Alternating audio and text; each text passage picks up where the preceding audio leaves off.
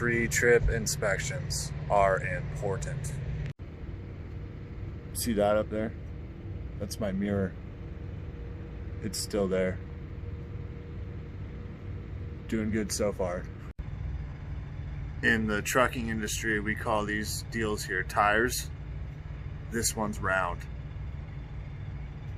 If you find one that's a triangle, you need immediate service. So I'm good to go. That right there.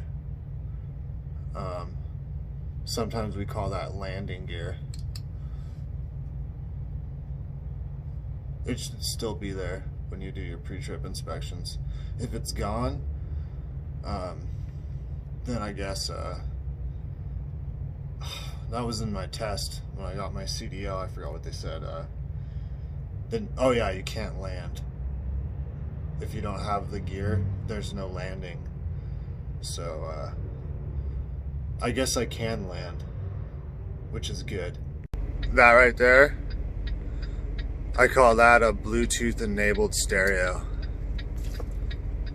If the Bluetooth stops working, then I park the truck and complain to my employer.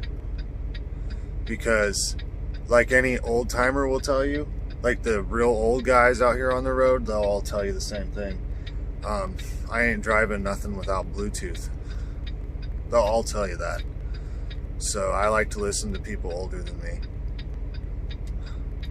See that? That right there? That's a commercial driver. And up in here is the brain. And you don't have to have one to get the CDL, but you're not allowed to work here at Central Oregon Truck Company until you've developed. And there's the frontal lobe. They test for that when you get over here. So don't apply if you have no brain.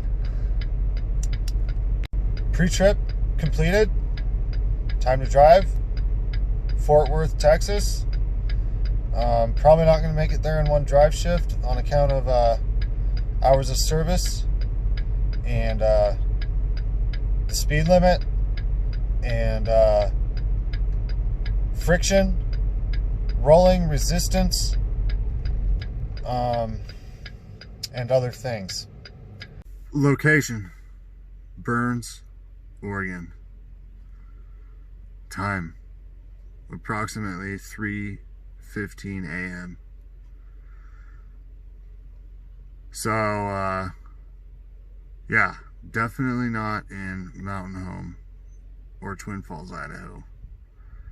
See, but what happened was that, like, my brain did this thing where it was like, hey, Jesse, remember how you only took like a couple hour nap today?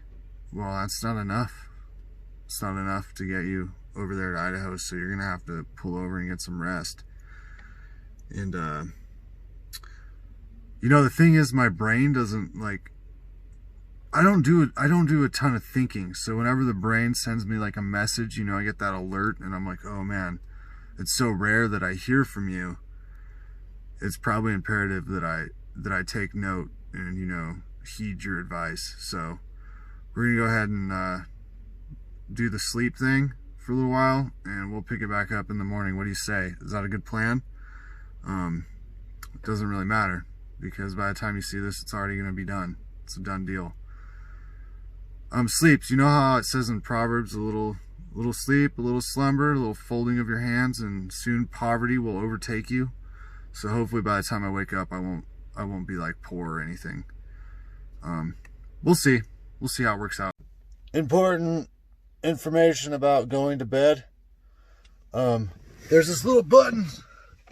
There's this little button right here, and if you press it, did you hear that? It locks the door. Super good. Sometimes, like, one time what happened to me is I didn't lock the doors there, And then I just like threw my wallet on the front seat, and I was like, there's no way the combination of those two actions is going to cause me any problems. And sure enough, in New Hampshire, people I guess get excited about unlocked doors and wallets with cash in them. So yeah, it was a good day. Try not to repeat that anymore. Also, I wasn't kidding around about the sleep thing. Like, we're about to do that right now. It's gonna happen. Really tempted to not even take my shoes off, but probably gonna go ahead and do that anyway, because I wasn't raised in a barn or what have you. Later in the morning. Got some nice sleep. Now I'm ready to definitely hit the road. Idaho, Utah, Colorado, Wyoming, Oklahoma, Texas. Not really in that order. Let's go do it. Ogden, Utah. Almost done. Trying to get up there to Evanston, Wyoming. It's been a pretty good drive, honestly. Not as good a video, not that loud ass trucks pulling in.